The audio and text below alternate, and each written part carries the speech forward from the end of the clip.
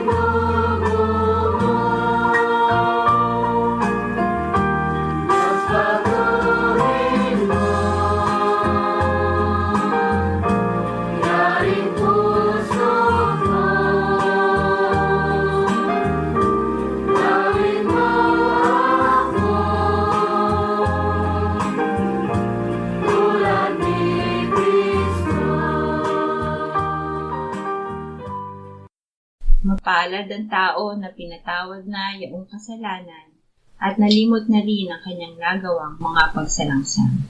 Mapalad ang taong sa harap ng Panginoon ay di na pinararatangan ng kasalanan, dahilan sa siya ay hindi nanlilinlang. Noong hindi ko pa na ipahahayag yaring kasalanan, sa buong maghapon ako'y nananangis sa matinding lumbay. Sa araw at gabi, bigat ng kamay mo ang nararamdaman, ano pa't wala nang nalalabi akong lakas sa katawan. Hamog ang kaparis na dagling na tuyo sa sikat ng araw. Ako ay lumapit sa iyong harapan at salay inamin ang aking nagawang mga pagsalangsang, di ko inilihim. Pinagpasyahan kong ang lahat ng ito sa iyo'y idaing, at aking natamo ang iyong patawad sa sala kong angkin. Mga minamahal, sinasabi sa unang Juan, Kabanatang 1, Talatang 9, kung ipinahahayag natin ang ating mga kasalanan, maaasahan nating ipatatawad sa atin ng Diyos ang mga ito, at lilinisin tayo sa lahat ng ating kasamaan, sapagkat siya'y tapat at matuwid. Salamat sa iyo, O Diyos. Pinatunayan mo ang iyong pag-ibig sa amin nang si Kristo ay namatay para sa amin noong kami mga makasalanan pa. Ngayon ay buksan mo ang aming mga labi at kami ay magpupuri sa iyo.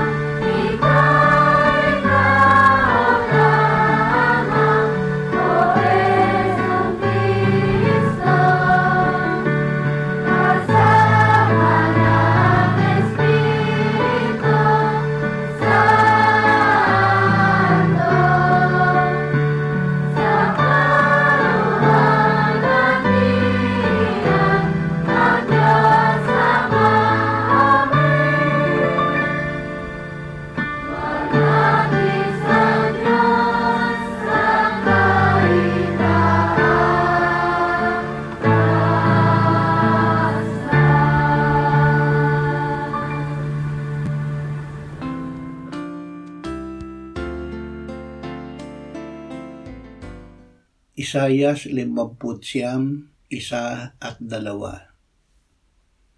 Narito, ang kamay ng Panginoon ay hindi maikli na di makapagligtas, ni hindi mahina ang kanyang pandinig na ito'y di makarinig.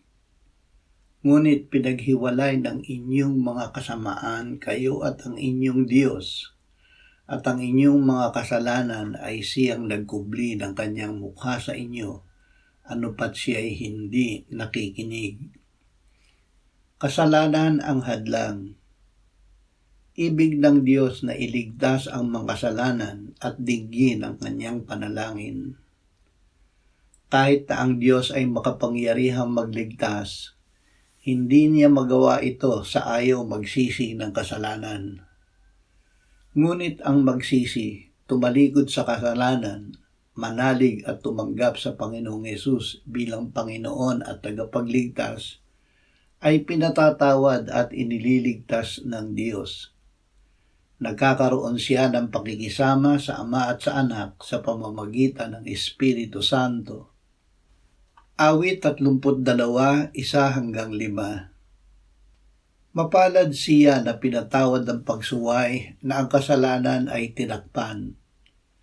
Mapalad ang tao na hindi pinaparatangan ng kasamaan ng Panginoon at sa kanyang Espiritu ay walang pandaraya. Nang hindi ko ipinahayag ang aking kasalanan, nang hina ang aking katawan sa pamamagitan ng aking pagdaing sa buong araw. Sa araw at gabi ay mabigat sa akin ang iyong kamay. Ang aking lakas ay natuyong gaya ng sa init ng tag-araw. Kinilala ko ang aking kasalanan sa iyo at hindi ko ikinubli ang aking kasamaan. Aking sinabi, ipahahayag ko ang aking paglabag sa Panginoon at iyong ipinatawad ang bigat ng aking kasalanan. Aminin ang kasalanan sa Diyos. Nang hindi ipinahayag ni David ang kanyang kasalanan, nakaranas siya ng panghihina dahil sa bigat ng kamay ng Diyos sa kanya. Higit dito, isinugo ng Diyos si Propeta Nathan at sinabi sa kanya na nagkasala siya. Sinabi ni David kay Nathan, ako ay nagkasala sa Panginoon. At sinabi ni Nathan kay David, inalis na ng Panginoon ang iyong kasalanan, hindi ka mamamatay. Unang Juan 1:8-2. Kung sinasabi nating tayo'y walang kasalanan, dinadaya natin ang ating sarili at ang katotohanan ay wala sa atin. Kung ipinahahayag natin ang ating mga kasalanan, siya ay tapat at banal na magpapatawad sa ating mga kasalanan at tayo'y lilinisin sa lahat ng kalikuan. Kung sinasabi nating tayo'y hindi nagkasala, ginagawa natin siyang sinungaling at ang kanyang salita ay wala sa atin. Mga munti kong anak, ang mga bagay na ito ay isinusulat ko sa inyo upang kayo'y huwag magkasala. Ngunit kung ang sino man ay magkasala, tayo ay may tagapagtanggol sa harap ng Ama, si Jesucristo na matuwid. Siya ang kabayaran para sa ating mga kasalanan at hindi lamang para sa atin, kundi para din sa kasalanan ng buong sanlibutan. Dahil si Kristo ay namatay at muling nabuhay. Sinabi ng Panginoong Hesus, ganyan ang nasusulat na kailangang magdusa ang Kristo at muling mabuhay mula sa mga patay sa ikatlong araw at ipangaral ang pagsisisi at pagpapatawad ng mga kasalanan sa kanyang pangalan sa lahat ng mga bansa mula sa Jerusalem. Ang makasalanan ay makapagsisisi at makahihingi ng kapatawaran ng kasalanan sa pangalan ni Jesus. Dahil siya ang Kristo, ang anak ng Diyos na namatay para sa ating kasalanan at muling binuhay ng Ama. Ang pagpapahayag ng kasalanan at pananampalataya kay Jesus ang nagbabalik sa atin sa pakikisama sa Diyos. Ang ating pakikisama sa Diyos ay maaaring masira kung tayo ay muling magkasala Agad nating ipahayag ito sa Diyos at tayo ay muling patatawarin ng Diyos at lilinisin sa lahat ng kalikuan. Juan 1:29-34. Kinabukasan nakita ni Juan si Jesus na lumalapit sa kanya at kanyang sinabi, "Narito ang kordero ng Diyos na nag-aalis ng kasalanan ng sanlibutan. Siya yaong aking sinasabi, kasunod ko'y dumarating ang isang lalaki na higit pa sa akin, sapagkat siya'y nauna sa akin. Hindi ko siya nakilala, dahil dito'y naparito ako na nagbabautismo sa tubig, upang siya'y mahayag sa Israel." Nagpatotoo si Juan, nakita ko ang Espiritu na bumababang tulad sa isang kalapati na buhat sa langit at dumapo sa kanya.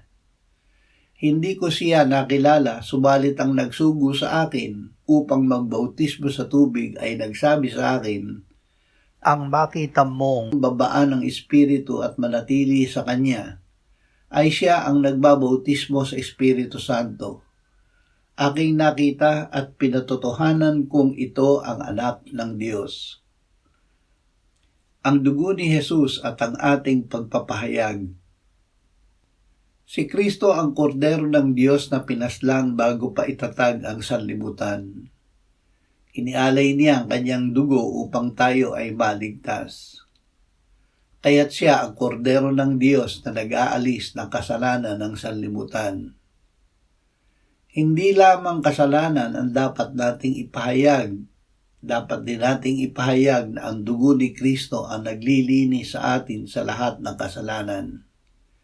Ito ang paraan upang magtagumpay tayo laban sa dyablo. Nagpatotoo si Apostol Juan, "Narinig ko ang malakas na tinig sa langit. Ngayon ay dumating ang kaligtasan at lakas at ang kaharian ng ating Diyos at ang kapangyarihan ng kanyang Kristo, sapagkat ang mang-uusig ng ating mga kapatid ay ibinagsak na, at napagtagumpayan nila siya sa pamamagitan ng dugo ng kordero at ng salita ng kanilang patotoo, at hindi nila inibig ang kanilang buhay hanggang kamatayan." Ang pagpapahayag ng kasalanan.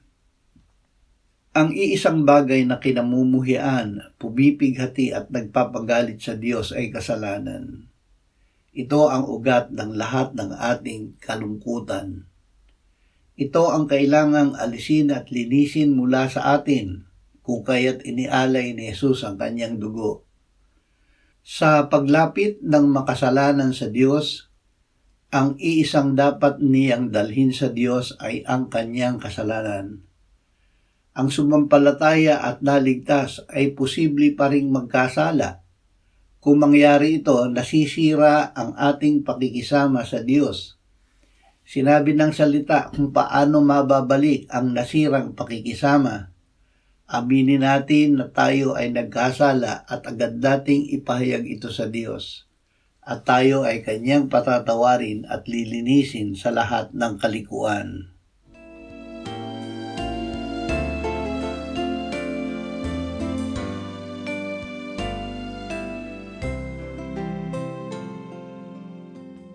Manalangin tayo. Panginoong Jesus, sinabi mo, malibang kainin ninyo ang laman ng anak ng tao at inumin ang kanyang dugo, kayo ay walang buhay sa inyo. Ang sino mang kumakain ng aking laman at umiinom ng aking dugo ay may buhay na walang hanggan, at akin siyang muling bubuhayin sa huling araw. Sapagkat ang aking laman ay tunay na pagkain at ang aking dugo ay tunay na inumin. Siya na kumakain ng aking laman at umiinom ng aking dugo ay nananahan sa akin at ako sa kanya. Kung paanong buhay ang Ama na nagsugo sa akin at ako ay nabubuhay sa pamamagitan ng Ama, gayon din siya na kumakain sa akin, siya man ay mabubuhay sa pamamagitan ko. Panginoong Jesus, aming tagapagligtas, tinatanggap ka namin sa oras na ito bilang aming tinapay ng buhay. Tinatanggap namin ang iyong katawan na ipinako sa krus, namatay, inilibing, binuhay na muli at iniakyat ng Ama sa kanyang kanan sa langit bilang aming tunay na pagkain. Tinatanggap namin ang iyong dugo na nabuhos sa ikapagpapatawad ng aming kasalanan bilang aming tunay na inumin. Manahan ka at mabuhay ka sa amin upang kami ay mamuhay sa pamamagitan mo kung paanong ikaw ay namuhay sa pamamagitan ng Ama. Salamat, Ama. Salamat dahil kay Kristo. Kami ngayon ay nakapamumuhay kasama mo kaisa ng Espiritu Santo. Sa iyo ang lahat ng kaluwalhatian ngayon at magpakailanman. Amen.